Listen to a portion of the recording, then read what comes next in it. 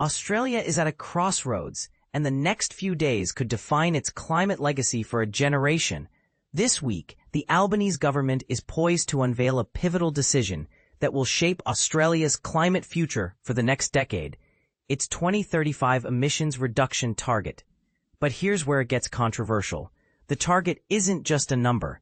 It's a political, economic, and environmental statement that could ignite fierce debate. Will Australia rise to the challenge of global climate leadership, or will it settle for half measures? Let's break it down. The Climate Risk Report, a wake-up call.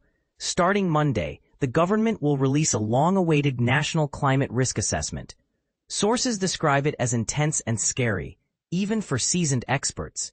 This report maps out how climate change could cripple Australia's economy, infrastructure, and ecosystems. Think of it as a crystal ball showing floods overwhelming coastal suburbs, heat waves pushing mortality rates skyward, and critical systems like power grids and transport networks buckling under pressure.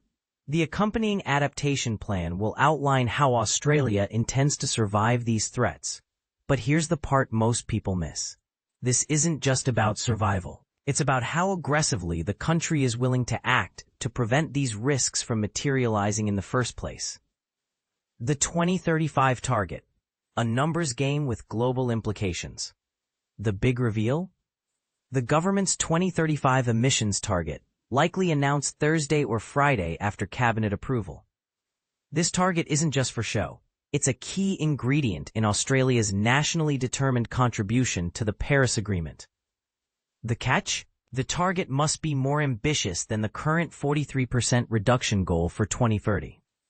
But what's ambitious? The Climate Change Authority, led by former Liberal Treasurer Matt Kean, has floated a range of 65 to 75%.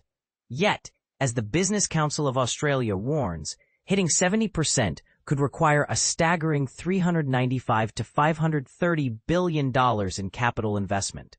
And this is the part most people miss.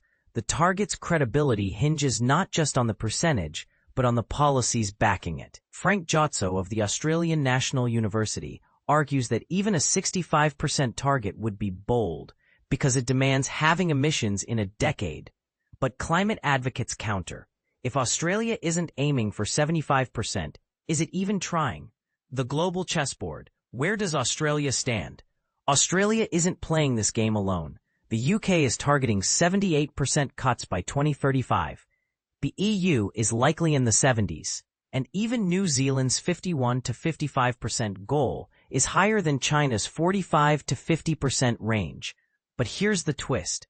China, the world's largest emitter, has yet to set a 2035 target. Meanwhile, Pacific Island nations are urging Australia to lead by example and stop approving new fossil fuel projects. The stakes are clear. If Australia lags, it risks undermining global climate progress. The debate, ambition versus realism.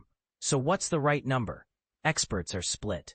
Think tanks like Climate Analytics argue 75% is achievable with the right policies.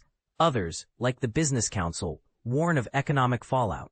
And here's the elephant in the room.